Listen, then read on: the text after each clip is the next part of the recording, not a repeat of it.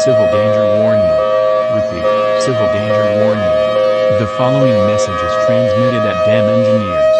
This is an extremely dangerous and life-threatening situation. It has been reported that Lake Corpus Christi Dam has suffered a catastrophic failure. Mass flash flooding is already ongoing. Due to flooding, evacuation has been deemed unsafe. Seek higher ground to protect your life.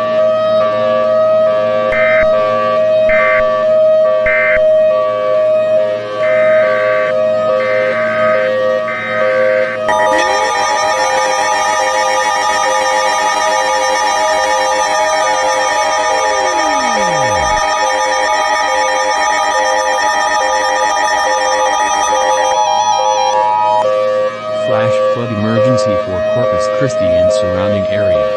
The National Weather Service in Corpus Christi has issued a flash flood warning for New A6, Revoke, San Patricio, and Jim Wells counties.